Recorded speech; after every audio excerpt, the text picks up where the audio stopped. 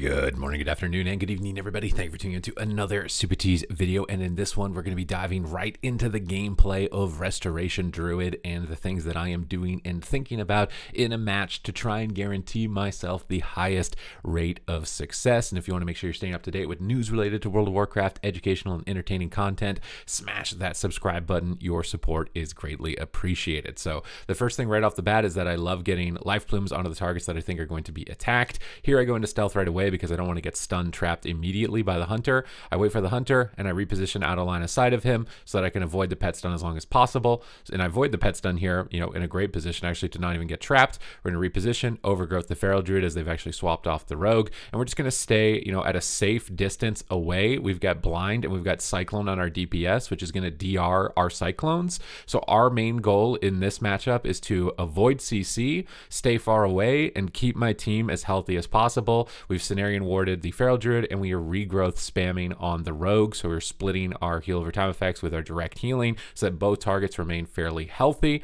Here the paladin has had to overextend. It would have been nice if our teammates could have assisted with this, but we are going to sit crowd control and we get feared out of this, and this can be really dangerous. This is where you're kind of trusting that your team is going to use their defensive cooldowns, and you honestly have to, because if you trinket and they use theirs, you're going to be too far behind in the match. So the crowd control subsides, we get out, and now we're able to get a nature swiftness on the rogue with an Ironbark Cenarian Ward on the feral. You can see that I'm always splitting some of my major direct heals onto two targets. We're going to use Tranquility here to dodge the freezing trap and dodge the repentance, as well as reduce my defensive cooldowns. I love playing this Tranquility cooldown reduction build so that I can get my CDs back faster. We're unfortunately getting dragged into a really tough spot now due to them repositioning the team, so I likely need to abandon this room that I've decided to pick. Fortunately, here I get a Cenarian Ward and an overgrowth. Thankfully, I use Tranquility to reset that Cenarian Ward, as well as my nature swiftness. So now we can easily recover here. We can swift mend and then NS and top the feral. That Cenarian Ward top the rogue. We want to be using mass entangle on these pets as soon as possible. Whenever they're enraged and they're red like this, is the best time to use mass entangle. It's also a demonology warlock, so it's a really good idea to CC their pets whenever you can. And now I've finally been able to reposition, and this is something you want to be aware of so you don't end up in that infinite CC chain like I did before, is that when the enemy is repositioning, you need to find the next safest area. Fortunately, my the outlaw rogue just one-shot the hunter at the end of this round and was able to close it, but you've got to be paying attention to where the fight is going, and you might have been in a favorable position at the beginning of the fight, but it doesn't mean that it's always going to be the case.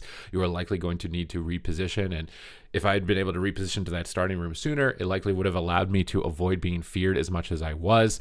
And thankfully, my team repositioned into that room so that I could follow them there for that moment of defensive reprieve. But when you're getting really pressured like that, don't be afraid to just shove every cooldown, split them evenly, and then reset them all with Tranquility. This is a really good way to just effectively out-heal any other healer. Here I've got Life Plume up. We're going to go in the room, get a double regrowth onto those Life Plumes, and go into stealth. We're waiting for the feral. He gets kidney shot, so I'm looking for a cyclone here on the warlock. He can't interrupt me from outside the smoke bomb, so we're going to cyclone him, get into tree form right away. You can see that I almost don't hold any cooldowns. I'm in tree form, getting adaptive swarm, bouncing to multiple targets as soon as possible. I'll have a link to my armory down below, so you can see what I'm doing. We've got Ironbark Cenarian Ward here. The hunter is going to be completely fine with these. They break the repentance, fortunately, which is great, but now it means they're also going to attack us. So I'm going to move a life plume to myself, get Innervate up as soon as possible, and start spamming out those really expensive heals while trying to line of sight where the warlock is. You want to be using your mass entangle against demo warlocks on the pets pretty much on cooldown. Here I'm moving a bash onto the feral druid, and I should be using mass entangle on the pets so that the hunter can kite away from them. We get axe tossed into a fear. Fear ends up breaking. We can go for nature swiftness here, and you can see that anytime we're in a lot of danger, it's usually Cenarian Ward first, extend it with Swiftman, adaptive swarm, then we go into nature swiftness, and I'm always cycling into the next most powerful cooldown. Go for a cyclone here onto the warlock. We purge the blessing of protection. There was no interrupt from the skull bash. This is when you want to be aware of your omnibar. When there's no interrupts available, you want to be using them. So we've used all our defenses. We got no NS, no Ironbark, no Send Ward, so we're going to Tranquility, and we're going to reset all of those cooldowns. That's why we just got them all out of the gate right away so that we don't fall behind, and we're just going to reset them and put ourselves into a good position. We just Swift Mend Overgrowth, Adaptive Swarm, and with Tree of Life procced here, we're going to be able to top them off without having to use Nature Swiftness, so just spam out those instant cast regrowths. We get a Cyclone over on the Paladin. The Feral Druid's behind the pillar and unable to interrupt me, and we're going to mass root all of the pets and try and disable them from stopping me from casting these Cyclones. If you root a Feral, they have to cancel their form and get back in. It's usually enough time to cast a clone before they can. We're going to go for a bash onto the Feral Druid, try and close out the game, but now you can see I've been feared off the pillar and I'm in a bad position position. You got to always ask yourself, where am I and why am I there? So if I'm standing right there, I'm there for no reason other than to be easily CC'd. So I need to get back to this center pillar. I've got Snaring Ward and Ironbark on the Hunter. My Rogue still has Evasion, so I'm not really worried about my Rogue dying through cheat death as well as Evasion.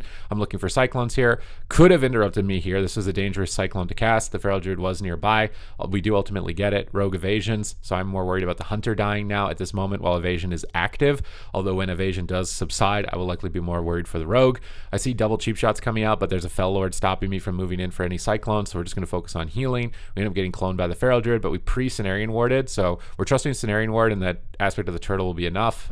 We kind of have to. We don't have a trinket. We're going to Overgrowth out of that. Swiftmend, extend that Overgrowth hot, get Adaptive Swarm up. And here, whenever you see crowd control in a DPS like this, the Warlock's in a trap scatter, you want to try and CC chain it. You want to be paying attention to what crowd control your allies are giving, and then cycloning enemies out of that. Then I can push forward and I can safely cyclone the Paladin, which is then putting the Feral Druid really far behind. We're dispelling CC off our allies while we're making this push. We're rooting the Paladin, all the pets. We're stunning the Warlock because he's off DR, and we're able to finally get on top of the Druid and close out the game. So for me, it's all about playing safe initially, surviving the enemy cooldowns because it's going to be the scariest window, and don't be afraid to basically use everything that you have, but try and stagger them one at a time as opposed to all at once.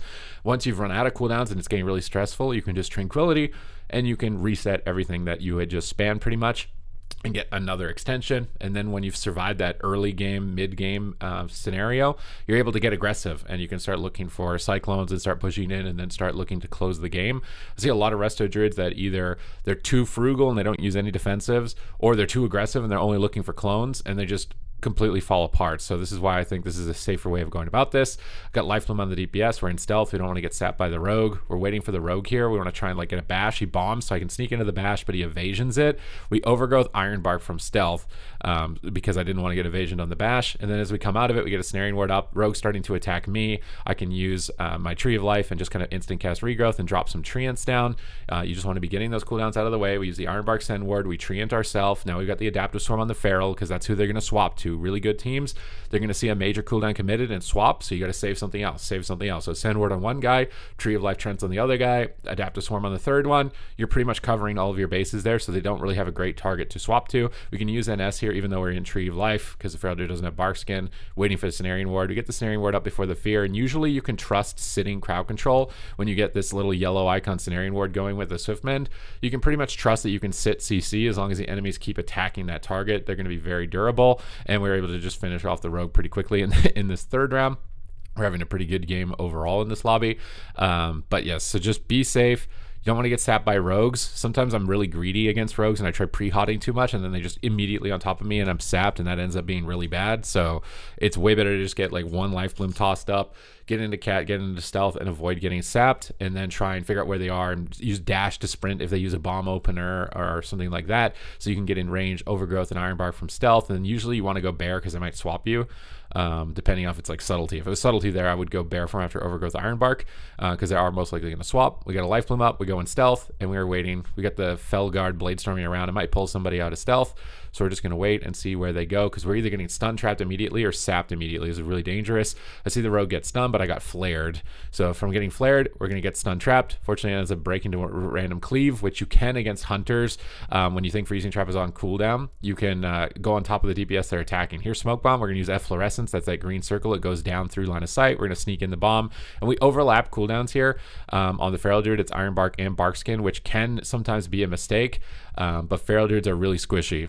Feral Druid is probably one of the squishiest classes in the game, so I didn't trust in that instance that he would even be able to survive with just that. And we're going to Tranquility pretty soon in the near future to reset it anyways. And we still got Nature Swiftness, and they're still pretty hard committed to the Feral, so it's working out for us. We're going to jump in with Wild Charge. This can be a good way to save GCDs. Sometimes people go bear form and charge in and bash. That's a wasted GCD.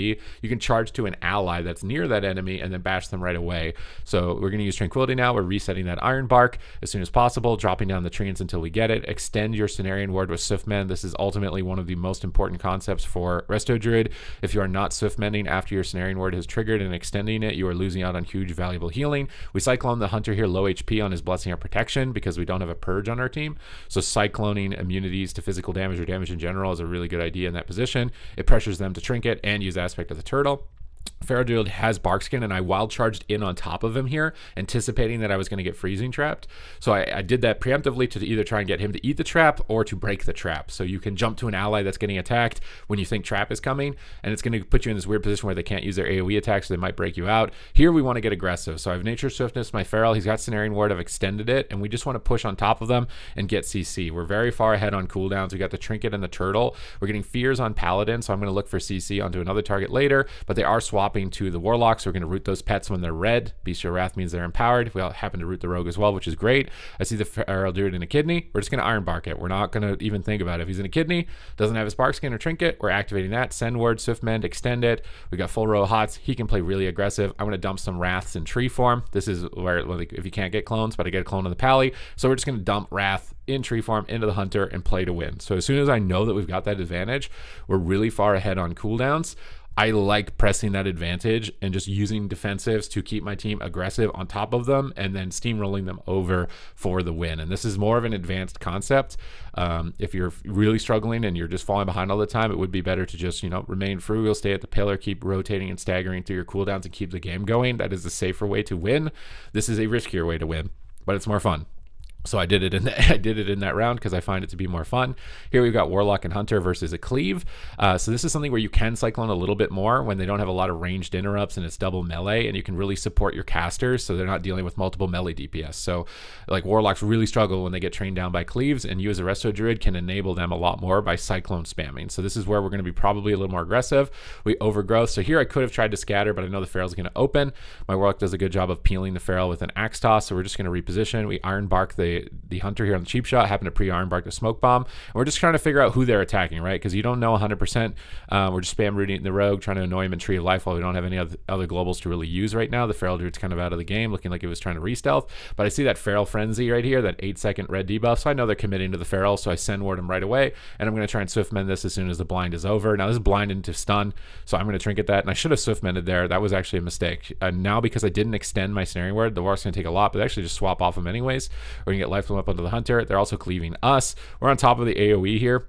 Repentance has a good chance of breaking, and it actually does, but you don't really want to stay there too long. Outlaw Rogues and Ferals AoE really heavily, so it can be real tough to recover if you just stand on top of them the whole game. But if you're anticipating a CC being casted and you stand on top of the AoE for a second and then move away, it can be really good in that scenario. Now we're getting controlled a lot, and we haven't been able to Cyclone, like I've said, almost at all at this point.